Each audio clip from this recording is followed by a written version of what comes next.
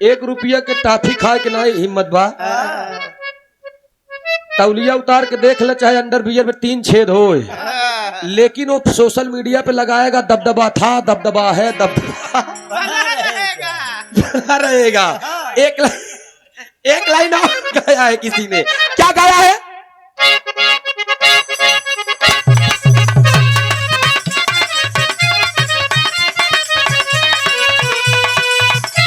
उधर सब है, सुन बे भैया। दूसरा के कहला पे यानी गलत दिशा में बहा जाए बतावत है बस क्यों।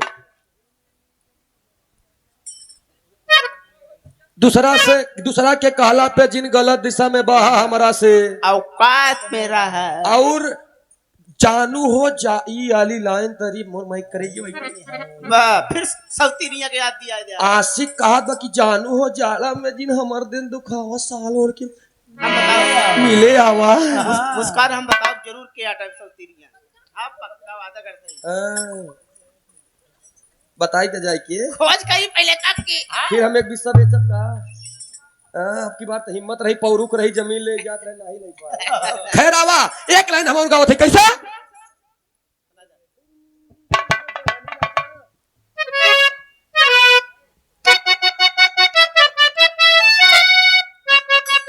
बहुत अच्छे देखा ई भोजपुरी दुनिया वालों ने गाया है। सॉरी अवधि का स्टार कलाकार भाई संजय यदुवंशी गाया है। क्या गाया है? तोरे नई नई चढ़ी बा जवानी राजा,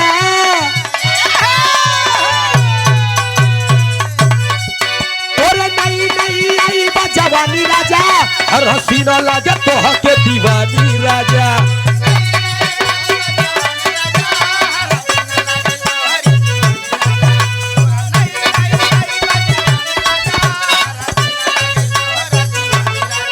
तोरे नई नई आई बा जवानी राजा, हर हसीना लागे तोह के दीवानी राजा। अरे लड़की के चक्कर में परिहा न यारा, कोई न तोहर जमाना दोबारा, ये लगी गई 376 के धारा। नारे बाबा ना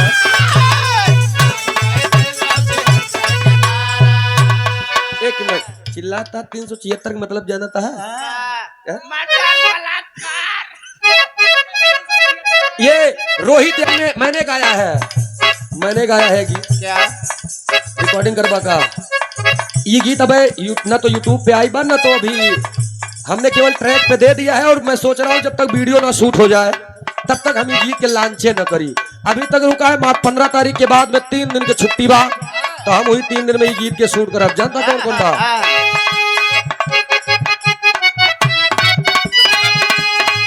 फिर एक बार पूरा ही वाली तोरा नई नई आई बा जवानी राजा, हर हसीना लागे तोह के दीवानी राजा।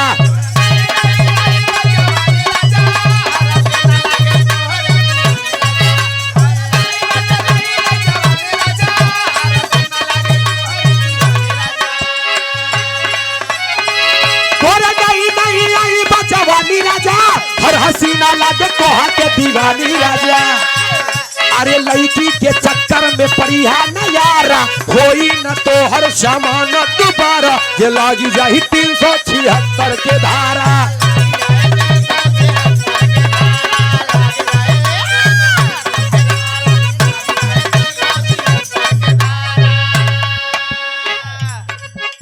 दबदबा था दबदबा है दबदबा बना रहेगा। फिर अगली बगली चले बुलेट बीचे में काला थार। तमाम गीत आए, लेकिन आज के दौर में कोई वजनाई पे नहीं जा रहा है, बस केवल यही सब में जे जितना क्यों गाय दे बतावा। एक जने कहे नहीं कि राइफल से खूटा ठोकाला, गहदाला और रम्भा के काम खत्म भया। राइफल से खूटा ठोकाला, इतनी मोट गोली दे देते तो एक दहिया मार देते ढेर छेद हो जा, तुम 4-6 खूंटा गाड़ बारे यार। आवा लास्ट में का मतलब बा? अच्छा लई मन है तो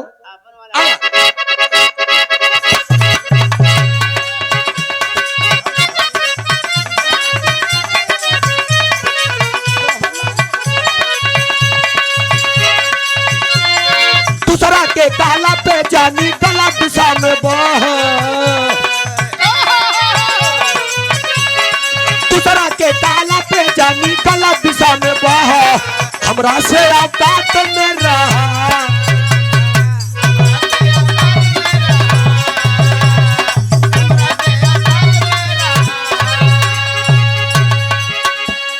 लेकिन एक लाइन हम गाइला, हमारा प्रगति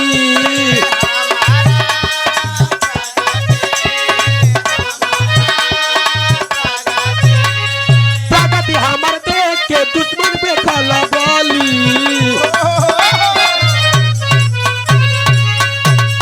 प्रगति हमार देख के दुश्मन में बखल वाली, बेटा को हटाल ना गली।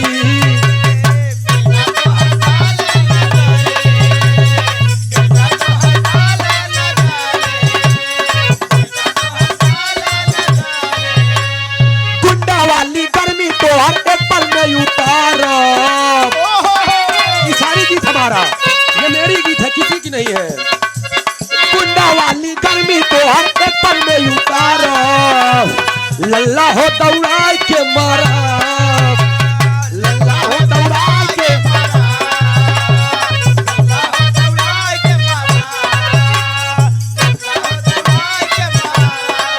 लेकिन एक लाइन और गाय दे, हमरा से लड़ाई के जीना देखा तू सपने,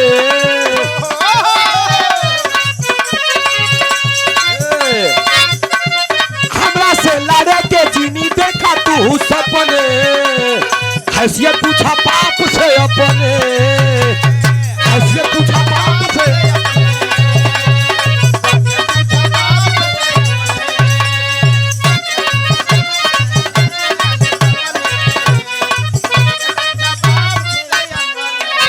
और ये आशीर्वाद की चाबा, आई पागल हा का ईद मांगत बा, कूड़े कबाड़ भर ले महाराज।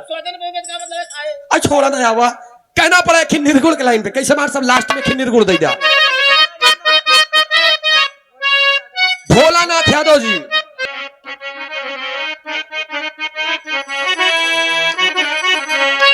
अरे सब दिन रही ना समैया,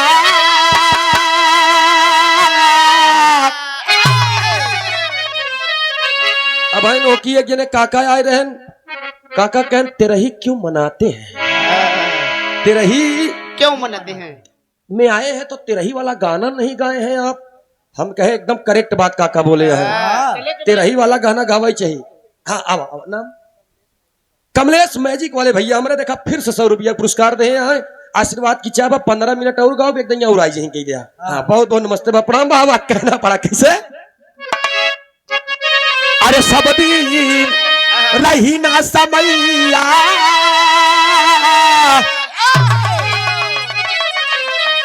हो सब दिन रही ना समैया, सब ही से चला हंसी बोल के,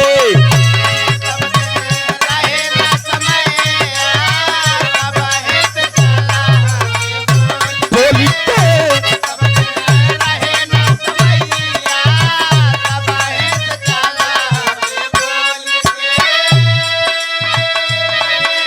छिप जल पावक गगन समीरा, पाँच तत्व से बनल शरीरा,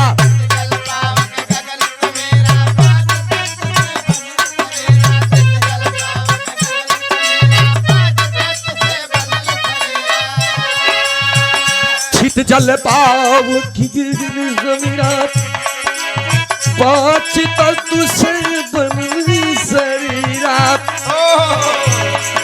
छित जल पावक गगन समीरा, पाँच तत्व से बनल शरीरा।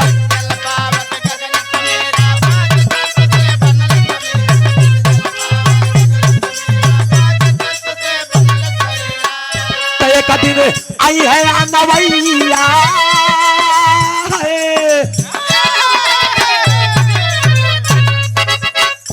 एक दिन आई है नवैया, सब ही से चला हंसी बोल के,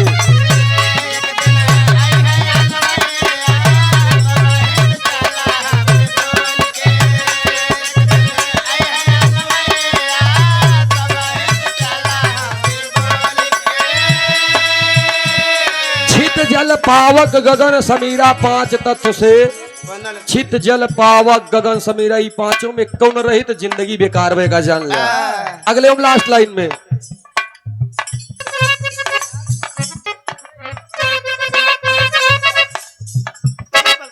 मल मल मैल बदन के धोया, अवगुण भारत न महाल न सोया।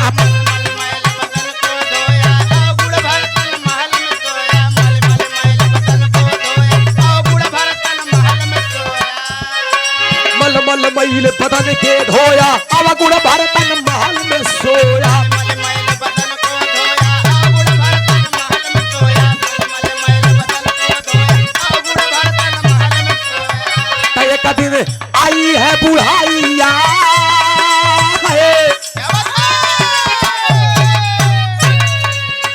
तय का दिन आई है बुढ़ाइया, सब से चल हंसी बोल के। आई है बुढ़ाइया, बहन चला हंसी बोल। एक दिन आए हैं बुढ़ाइया, सब बहन चला हंसी बोल के। भुल्लुर हैदर राजा राम, पिमल मलंदू राधे श्याम। राजा राम विमल मलेंदु राधे श्याम, फुल्लुर हैदर राजा राम विमल मलेंदु राधे श्याम। राजूलाल यादव, आप पहले के जमाने में जब ऐसे नाम रहा है ना, काम के हिसाब से नाम रखत रहे। जब काम गड़बड़ रहा है तो मैं नहीं जानता क्या करना, पुरनिया दादा बाबा एक की गिरी। हाँ, तो हम ओकी देखा था बाबू हरन के तरी आए, तू लोग जानना था हम कह दई देवा करा इसे टेंशन ना खड़ा सार चाहे जौने कहती गिरे पक्का न गिरे बस। हाँ ए भैया, पहले के जमाने में जब लोग कुछ नहीं कर पाते रहे ना, तब काका हर ने कहावत बोलत रहे। जानता का कहा के नाम ब चिन्नी प्रसाद, मीठ गुड़े कितना नाही। नाम ब पृथ्वी पाल, जमीन कौ धूर नहीं। नाम ब भगेलू, माँ अगर दौड़ाई ले करो तो भाग एक परक न पावा बगलिन बाहर आई जा। जब रहा यार ए भैया, तो जमाना रहे वो आजकल के मनाई तो नाम जानता कर रखा था, पिंटू चिंटू सिंटू यस डब्लू, केवल एक दो अक्षर के नाम ही होत बा। आ जवान नाम कुकुरे के वही नाम मनई के। कुकुर देख के भागा थी। अपने बरे क्यों न उठी, अपने बरे क्यों न उठी। लेकिन सवेरे सवेरे मोती को यार ले चलो, नहीं तो यहीं पर लैट्रिन बाथरूम कर देगा, कौन साफ करेगा। मोती बरे उठ जाए, मोती को पकड़ ले सकरा में मोती मोती लग जाए लाई गए बढ़िया अच्छा खासा स्थान, लेकिन मोती टांग उठाना अपन काम कर ले, पकड़ कर किया मोती के। अच्छा एक बात फिर याद आएगी हमका, बार बार बार बहुत लबार होते का जल बार और का हम एक दिन, अच्छा हम जब बैठी थी अकेले में बैठी थी तब भाई हमारे बुद्धि आवा था। एक बार ऐसे अकेले लेटर रहे, सोचत रहे बाल कटाए गवर है, कौन ऐसा चीज है हमके यार शरीर का कौन ऐसा अंग है जो काम करता है लेकिन अलग अलग हो जाता है। हमके यार हाथ अगर किसी को पकड़ लिया तो ये हाथ ही पकड़ा है, किसी को मार दिया तो ये हाथ ही ने मारा है, किसी को प्यार किया तो ये हाथ ही ने किया। अगर मान ला दुलारे सोहराए मुन्ना टच किया तो ये हाथ ही ने किया है। लेकिन कौन ऐसा चीज है जो स्थान बदले तो नाम भी बदल जाए। तब तक हम हेरत बार पाइए, हमके बार पाइए हम तो मुड़े में बते का बार केस हेयर। जब तू परो पा रहा बैठा रहा। अच्छा जब एक पाए मुड़े बा तो बाल हेयर केस सर का बाल देखा सर के बाल होइए। अभी तनी के नीचे आएंगे तो बरौनी आई बारह हूँ, लेकिन ये स्थान चेंज कर नाम हो गया बरौनी। अभी तनी से और पे आई गया हाई 12, लेकिन गाले गवत एक दाढ़ी कहे लागे। अब हे पे आई गया तो हाई 12, लेकिन एक मोछा कहे लागे। ओकरे नीचे ए पे आई गया तो मन आहा तो 12, लेकिन लोग सीना के बाहर कहा थे ओकरे नीचे हम ना ही जाने पागल है का यार। छोड़ा ये सब बात, लेकिन मोछा मेरे भैया मोछा 4 प्रकार के होते का जान लिया। मोछा 4 प्रकार के होता, 4 ही प्रकार जानता कौन कौन? हाँ। पहला उच्च मुच। ओहो पहला देखा मन भैया हमारे आए रहन ना, पहला उच्च मुच। पहले के जमाने में मना ऐसे मोछा रखा था, नहीं से उच्च मुच। पहला उच्च मुच हाँ। और दूसरा नीच मुच। वाह एकदम तोहरे जैसे। हाँ, दूसरे नंबर पे ही का हाँ तो कोई नंबर पहला चाहिए उच्च ही है। मुच, दूसरा नीच मुच और तीसरा गुच्छ मुच, वाह चौथा छुच्छ मुच। वाह। वाह छुच्छ मुच। ये देखा था छुच्छ यहाँ ही सब पकड़ाला पकड़ाई लगा है। हाँ, टेंशन न ले। ये 101 रुपया का पुरस्कार का नाम रहा भैया हमारे हमारे साहब। लास्ट में लैला गुरु घराने के परिचय में सपने सुहाने लड़कपन के खत्म। ओहो सपने सुहाने लड़कपन के। हाँ जाए समाजवादी ये 50 का बताइए के नाम का बा कन्हैया भैया समाजवादी के गीत के फरमाइश बना। एक लाइन लैला अब हमारे साथ करिए। हाँ अब एक लाइन लैला का करबे यही बात मैं कही थी। 5 बजे शुरू करो 10-11 बजे तक हो, 2 बजे चौक दे दे। करिया करिया रसगुल्ला रसदार राजा जी,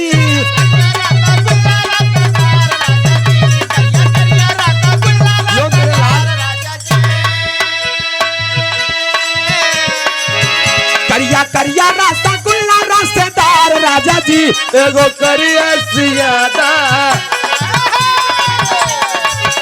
एगो करिया सियादा सलवार राजा जी, एगो करिया सियादा।